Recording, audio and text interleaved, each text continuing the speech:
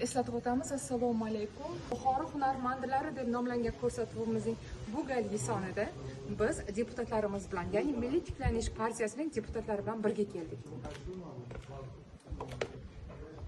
Oliy Majlis Qonunchilik palatasi deputati Maqsud Murodovich Hasanov Rajabov To'sanov, Milliy tiklanish partiyasi viloyat kengashi raisi Nargiza xonim Mustaqil, sabab hamkorlikda ishlaymiz. Hunarmandlik uyushmasiga matbuot kotibi, butun respublikada tanilgan jurnalist.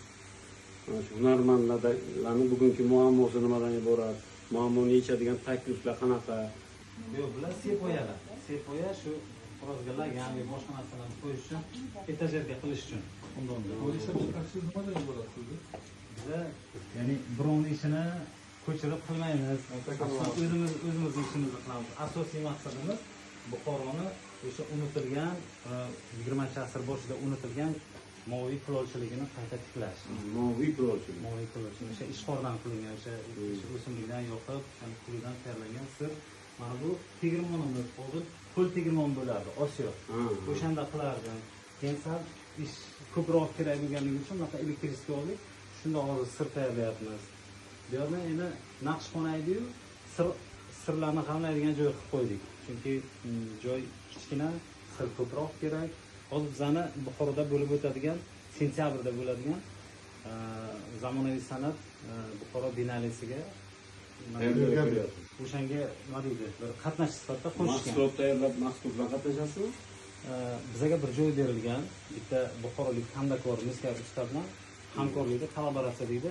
Bir nechiga zamonaviy nom bilan nima deydi, termin bu art obyekt qilishimiz kerak. Bitta xonani bezashimiz kerak. Bir tematikasi bor. Shu asosiy mavzusi Abu Ali ibn Sino aytgan ekanlarki, insonni parchalangan yuragini shirin so'z bilan bir shirin mazali taom bunaqa qiladi, shifo beradi. O'sha shifo ma'nosiga bir kompozitsiya o'zimiz bermoqchisiz, tasvirlab.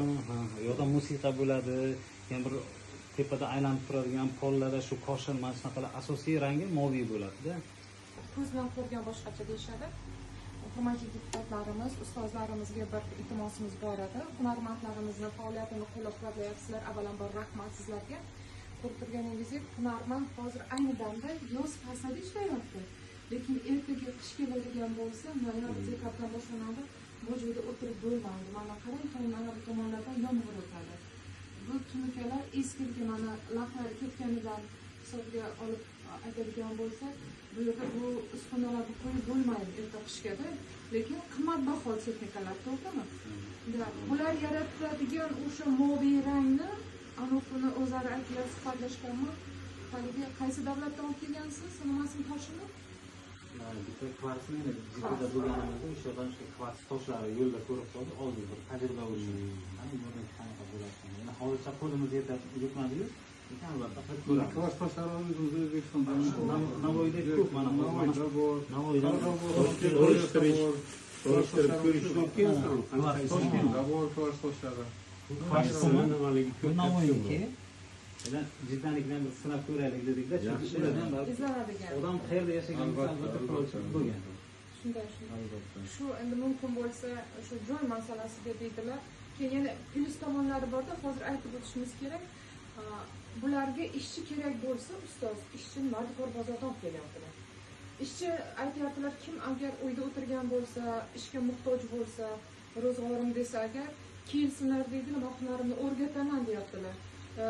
5-10 kishigacha anaqa hozir ishga muhtoj, ustoz shogird xuddi shunaqa an'anasidan kelib chiqib ish bilan band qilish qiziquvchilar bo'lsa, endi hozir yoshlarimiz bor, ishsiz yurgan, hunarsiz yurgan yoshlarimiz ko'p, ularni jalb qilishga yoshlar ittifoqi orqali, Milliy partiyasi orqali yordam beramiz. Ayniqsa mana shu hududdan deputatimiz Bahodir Baxshiyev shu hududdan saylangan. Biznesning rektori. Bu kishi orqali mahalla raisi, mahallalar orqali bo'sh yurgan endi bu hunarni o'rganadigan halol toza yigitlar kerakda. Mehnat qiladigan, mehnatkash sal tarbiyasiz desa bu kishiga o'ziga qo'yishi bor, shunga intilishi bor. yordam beramiz. Bizlarni niyatimiz bilasizmi? Azaliy o'sha 93-yilda shu o'qishga kirib, shu narsani ichiga kirgani bilan keyin mana maqsad paydo bo'ldi, shu Buxoro kurashchilik maktabini tiklashini. Mana shu yerda doimiy istiqomatda bu yoqqa qaytib keldim Toshkentda 2000 oxirgisi shu 2020-yilda butunlay keldim bu yoqqa. Bundan oldin kelib ketardim. Endi maqsadimiz bu yoqni boshqa yerimiz yo'q. Bu yoqda kengroq yerimiz yo'q. Mana shu yerni buzib, hadval 200 kvadrat shu yerda ustaxona qilib, O'zi joylashgan joyi 200 metr kvadrat. ha, 2 so'tov. Mana bu yerda bir nima deydi, bir galereya, showroomda qilmoqchi edim. Mehmonlar kelib tomosha qilib ketish uchun. Mana yerda oshxonamiz shu o'zimizni turadigan joy, chunki oilamda shu yerda turaman-da men. Bo'rib, o'rganib, qo'llab-quvvatlab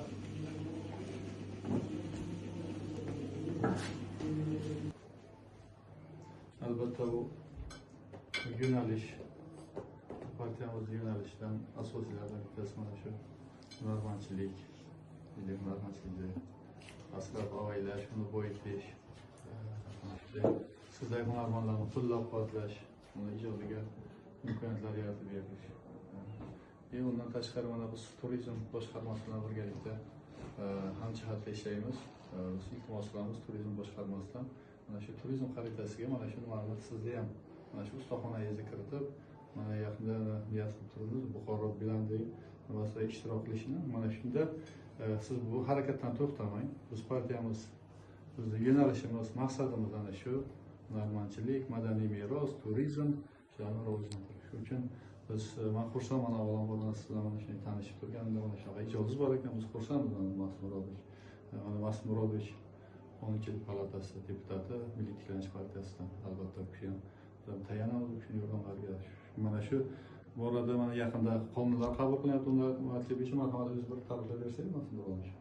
haqiqatan ham avvalambor biz xursandmiz kelganimizdan, tashrif buyurganimizdan. Biz shunaqa bir hurmatli hunarmandni xonadoniga tashrif buyurdikki, birinchidan yurtni sevganiz, kasbimizni hurmat qilganimiz, bu avloddan avlodga ko'chib keladigan kasbmi? Yo'q, ilk birinchisi biz xudo xolasa. Birinchisi iloyim davom etsin, silovlar sifatida davom etsin. Biz Oliy Majlis Qonunchilik palatasida mana shu hunarmandlarni qo'llab-quvvatlash yo'nalishida qonun ishlayapmiz o'zi. Qonun yo'nalishida, qonun talablarida, qonunni mukammallashtirish, hunarmandlarning manfaatini ko'zlagan holda ularning muammosini o'rganib, muammo yechimini yechadigan darajadagi qonun ishlab chiqarishimiz kerak. Mana o'zi aytganday, mamlakatimiz hunarmand, tadbirkorlar mamlakati, ayniqsa Buxoro bu turizm chorrahasi. Buxoroda turizm chorrahasi deymiz, turizm oqimi shunchalik kengaydiki, nimani ortdan kelyapti ular? Madaniy meroslarimiz bor edi. Mana shu ishlarimizdan madaniy meros bu. Buni har kim ham sizchalik siz darajada tushunmaydi, sizchalik yaxshi ko'rmaydi. Biz yoshlarimizni shunga da'vat qilishimiz kerak. Birinchidan ustoz shogirdman, partiya rahbariga men iltimos qilaman. Yoshlar ittifoq agentligi bilan birgalikda mahalla raislarini jalb qilamizki, bo'sh yurgan yoshlarimizni hunarga o'rgatish, jalb qilish, ish bilan ta'minlash maqsadida. Ikkinchidan mana shu hunarni davom ettirish. Bu tarixiy necha asr bo'lgan bu nimaga hunarga? O'rgangansizmi? Endi odam yaralibdiki, o'sha tosh asridan boshida toshdan buyum qilishni boshlashgan, o'zlariga himoya uchun boshqa. Keyin undan keyin eng yumshoq material shu yomg'ir yoqqanda, yer yumshaganda loydan idish-to'g'a yasalib boshlagan. Juda ham qadimgi kasb. O'sha insoniyat yaratilganki ehtiyoj bo'lgan. Ehtiyojni ta'minlash uchun harakat qilgan, hunar orqali keyin san'atga aylangan. Bu aytgan gapimiz 200 metr kvadrat kichkina joy emas. 2 so'tov joy. Agar tartib bilan aytganingizdek, yer osti, sex nimalarni yer ostiga qo'yib, nimaday qilib joylashtirsangiz, o'sha man degan buyuk ustaxonalar borku, bundan yaxshi joy beradi. Bu joylarni o'zi qadrli asli. Eski tarixiy. Hozir ham agar sayohat turizm nimasiga kiritsak, yo'nalishiga sayyohlarimiz mana shu oddiylikka qiziqadi. tarixiylikka qiziqadi. Bu joyda bir nima qarang, fayz bor, tarix bor. Ular bu tarixni ko'rishni orzu qiladi, niyat qiladi, havas qiladi. Bu tarix hamma yoqda yo'q. Hozirdan jalb qilish kerak, kelib ko'rsin, o'rgansin va sizni ham qilgan niyatlaringizni amalga oshirsin, biz qo'llab-quvvatlaymiz. Biz shuncha kelganimiz yo'q. Bizga rahmat. Shu boshchiligida birga ishlaymiz, hamkorlikda ishlaymiz. Turizmni, madaniy merosni qo'llab-quvvatlaymiz. Doim gaplashib yuraman. Madaniy meros bilan, turizm bilan 5-6 yil ishlaganman. Hozir qonunchilik palatasida deputat sifatida ketgandan keyin o'rnimga Rajabboy 90 rais bo'lib qoldilar. Hunarmandlar uyushmasi bilan, turizm bilan birga ishlaymiz. Madaniyat bilan birga ishlaymiz. Respublika nimasi bilan hozir ishlayapman. Imkoniyatimiz bor. Sizga o'xshagan bir kamtarona, haqiqiy mehnatkash, urf-odatlarimizni saqlab qolayotgan, boyitadigan shaxslarni biz qo'llab-quvvatlaymiz va yordam beramiz. Mana shu yerda aytmoqchimki, mana siz hozirgi kunda qancha nechta shogirdingiz bor? Endi doimiy shogirdimiz yo'q. Endi shogirdingiz bo'lmasa gapingizni bo'lamanda, shu yerda demoqchimanki, mana endi Navoiydan bir nimasi bor, hunarni asrama netgan bir rahbar deydi-ku, o'sha uchun ketgan bir rahbar. Shu uchun demoqchimanki, mana biz turizm texnikumimiz bor. Turizm texnikumida shu yo'nalish bo'yicha, sizga yo'nalish bo'yicha yerda mutaxassislar tayyorlanadi. Biz endi yana mukammalroq o'rganib ko'ramizda, sizga shogirdlarni shu yuragida bor, o'zida ishtiyoqi bor, shuni xohlab turgan shunaqa yoshlarni sizga shogird qilib, albatta tayyorlab nima qilib berishga harakatini qilamiz, chorasini ko'ramiz.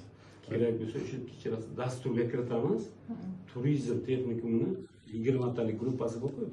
Haftaning qaysidir kuni kelib 1 soat o'sha nazariy, amaliy, amaliyot bilan nazariyani bog'lash uchun kelib o'rganib ketsin. Keyin orasidan nimalar paydo bo'ladi o'zi, qiziquvchilar. 1 ta, 2 ta, 10 ta, 20 ta olib urush beradi. Mani shogirdlikka oling, menga yordam bering, hunarli bo'lishimga deb ota-onalar o'zini yo'liga.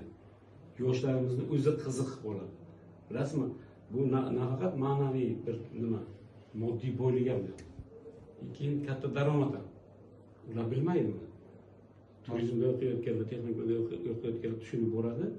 Qiziqib hayotini shu bilan bog'lab ketishadi kerak emas. Haqiqatan ham shogirdsiz qiyin. Maqsad yana bitta imkoniyatimiz bor. Mana Jondorda bizda shunaqa oldingi hunarmandlar, kasblar. Mana shu yerda mana shuni maktabdan tashkil qilamiz, Xudo xolasa. Bu siz o'qituvchi bo'lib bularda buyruqdan o'tasiz, sizni shu yerda o'quvchilaringiz bo'ladi.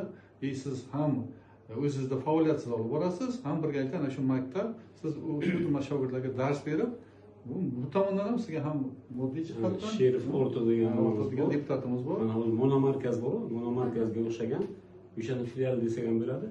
Kasbga tayyorlash. Bevosita bu kishini hozir o'zini o'zi band qilgan, nima yuryapti, lekin u kishi ham agar buyruq bilan ishga oladi, ishga olib ishlatmaydi. Usta sifatida buyruq bilan ishga olib rasmiylashtirib, oylik beradi. Ma'lum muddat. Shu bilan birga shogird nimalarni yuboradi, ularni ham o'rgatasiz. O'rgatasiz, maktabimiz bo'ladi. Ana mana demay, katta bir obro'li, hurmatli ustozga aylanib ketdi. Nargiza ham shu esidan chiqmasa esingizga solasizlar, men u deputatga aytaman, o'sha Jondorga. Jondorga biz ham deputatimiz, filiallari bor tumanda. Shu yerda filial qiladi. Shu yerda o'ziga maktab bo'lib, shu yerda o'ziga siz kerak nimada o'qituvchi. Mana aziz yurtdoshlar, men ustozlarim gaplarini bo'lib qo'ydim. Ushbu fursatdan foydalanib, avvalambor bugungi bayram bilan hammalaringizni tabriklayman. O'zbekiston Respublikasi Hunarmand uyushmasi hamda Buxoro viloyati Hunarmand boshqarmasi tarkibida faoliyat ko'rsatar ekanman. Bugun eng yaxshi ustozlarni, do'stlarni, deputatlarni taklif etgandim. Shunchalik samimiy, kamtarinlar. Men yana bir bor aytaman sizlarga, qancha yaxshilarning yonida yursam, yaxshilar dabrasida deb gapiraveraman-da. Chunki bir og'iz gapirganimda, taklif qilganimda yo'q demasdan hunarmandning xonadoniga xabar olgani keldilar.